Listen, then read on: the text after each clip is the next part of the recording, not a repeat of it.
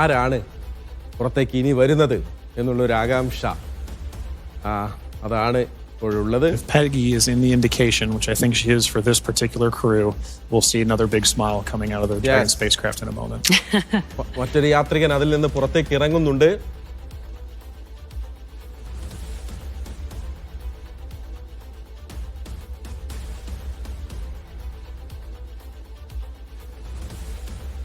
Shubhamshu Shukla as our second crew member exiting the spacecraft. And some big smiles, as you said. India reached a major milestone for the nation's space exploration goals. H4 pilot Shubhamshu Shukla became the first astronaut to fly from the country's newly established astronaut corps. His participation marks a vital step forward for ISRO's Gaganyaan program, which aims to send Indian astronauts into space with domestically developed spacecraft. Shuklas flight demonstrates India's readiness to execute international missions and reflects the country's broader ambitions to become a key player in the global space community. As India continues to expand its capabilities in crewed spaceflight, this mission serves as both a proving ground and a symbol of its commitment to innovation, collaboration, and leadership in space exploration.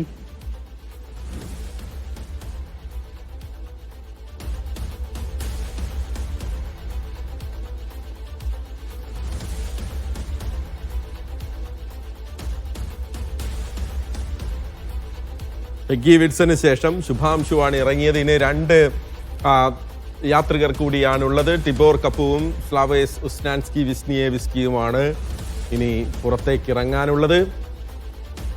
ഞാൻ മനസ്സിലാക്കിയെടുത്തോളം നമുക്ക് ശുഭാംശു വരുന്ന ദൃശ്യങ്ങളും നമ്മുടെ പ്രേക്ഷകർ ഇനിയും കാത്തിരിക്കുന്നുണ്ടാകും അല്ലെ?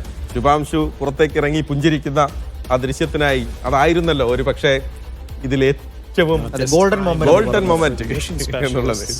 ഒരു രാജ്യം മുഴുവൻ കാത്തിരിക്കുകയാണ്. 170 കോടി മനുഷ്യരുടെ പ്രതീക്ഷ വഹിച്ചുകൊണ്ടാണ് ശുഭാംശു ബഹിരാകാശത്ത് പോയി തിരിച്ചെത്തിയത്.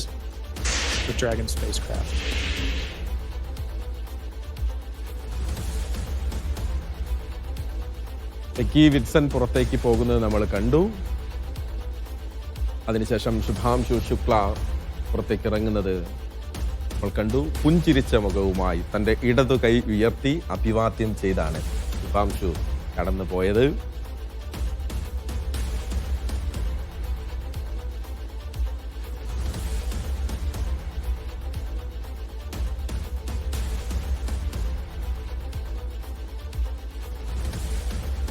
ശാന്തനാണല്ലേ ശുഭാംശു?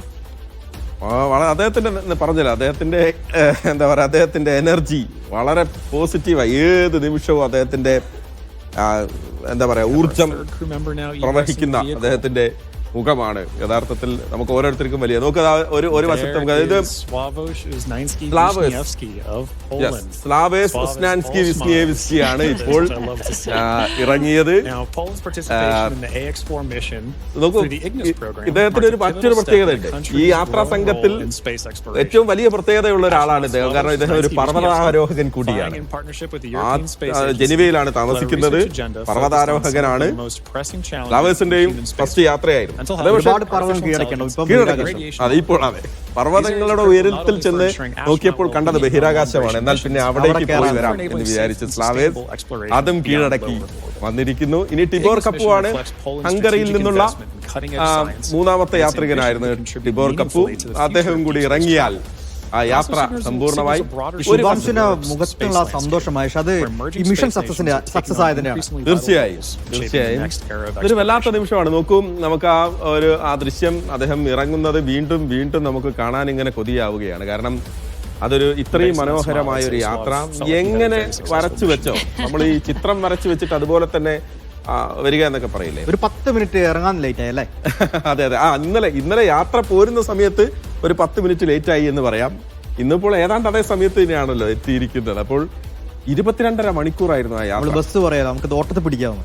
അതെ അതെ, അങ്ങനെ ഓടിപ്പിടിച്ചെത്തിയതാണ് കൃത്യമായ സമയത്ത്. അതാ ശുഭാംശുവിന്റെ ദൃശ്യം വീണ്ടും വീണ്ടും നമ്മൾ കാണുകയാണ്. കൈവീശി പുഞ്ചിരിച്ച് അദ്ദേഹം വരികയാണ്. Final crew member Tibor to exit the spacecraft here.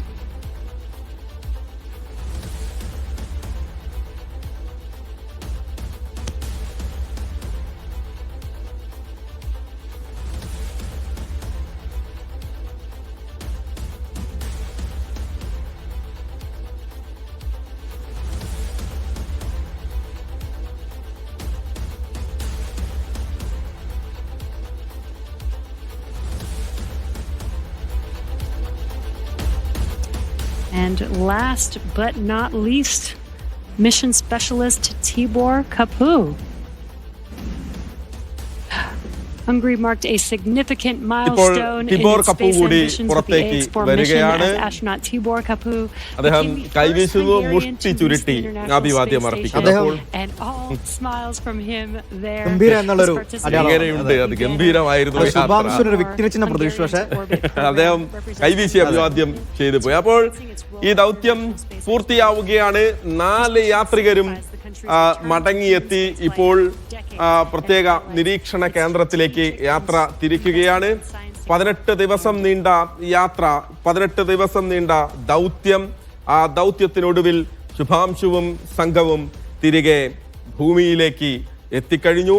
ഇന്ത്യയുടെ ബഹിരാകാശ യാത്രാ സ്വപ്നങ്ങൾക്ക് പുതിയ മാനം, പുതിയ വേഗം കൂടുകയാണ്. ഇനിയിപ്പോൾ ശുഭാംശു അദ്ദേഹത്തിന്റെ 7 ദിവസത്തെ അദ്ദേഹത്തെ നിരീക്ഷണ കേന്ദ്രത്തിൽ നിന്ന ശേഷം അദ്ദേഹം അവിടെ വെച്ച് തന്നെ ആക്സിയം സംഘം മാധ്യമങ്ങളോട് സംവദിക്കും. അതിനുശേഷം അദ്ദേഹത്തിന്റെ ഒരു എൻട്രി ഇന്ത്യയിലേക്ക്, അതാണ് നമ്മൾ കാത്തിരിക്കുന്നത്.